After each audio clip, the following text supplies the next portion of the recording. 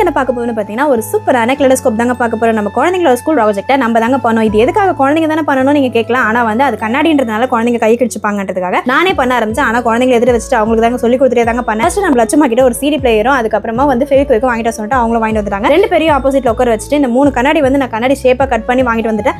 அது மூணுத்தையுமே ஒண்ணா வச்சு டேப் போட்டுட்டேங்க. அப்பதான் அது மடியுன்றதுக்காக இதை வந்து ஒட்டலாம் கூடாது, டேப் வச்சு தான் சுத்தணும். அது சுத்ததுக்கு அப்புறம் அது ஒரு ட்ரையாங்கிள் ஷேப்ல மடிச்சிட்டு அதுக்கு மேல வந்து கையில வந்து நம்ம பிடிக்கிறதுக்காக நான் வந்து ரவுண்ட் ஷேப்ல தான் பண்ணலாம்னு நினைச்சேன். ஆனா எனக்கு அது அன்ஃபார்ச்சுனேட்லி வரல. அதனால வந்து ட்ரையாங்கிள் ஷேப்லயே வந்து பிரவுன் ஷீட்டையும் போட்டு ஓட்டிட்டு அதுக்கு மேல ஒரு கலர் ஷீட்டையும் போட்டு ஓட்டிட்டேங்க. நான் சில்வர் கலர்ல ஓட்டினேன். அதுக்கு மேட்சா வந்து ஒரு ரோப் கயிறும் கட்டிட்டு அது வந்து பிளவுஸ்ல சுங்கு தொங்குறாம தொங்குச்சு. அது ரொம்பவே அழகா இருந்தது. ஒரு பக்கம் வந்து சிடி பிளேயர் வாங்கிட்டு சொன்ன பாத்தீங்கன்னா அதுல ஹோல்ஸ் இருக்கிற பக்கத்தை நல்லா ட்ரையாங்கிள் ஷேப்ல கட் பண்ணிட்டு அது ஒரு பக்கம் க்ளோஸ் பண்றதுக்கு மூடிட்டேன்.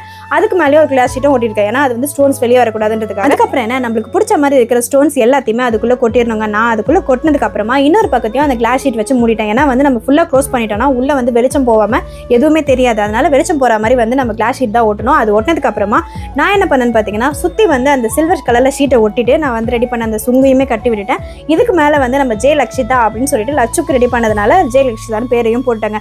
இதை பண்ணி முடிச்ச உடனே ஃபர்ஸ்ட் நான் தான் பார்த்தேன். செம சூப்பரா இருந்தது. பார்க்கவே வந்து எனக்கே ரொம்ப பிடிச்சது.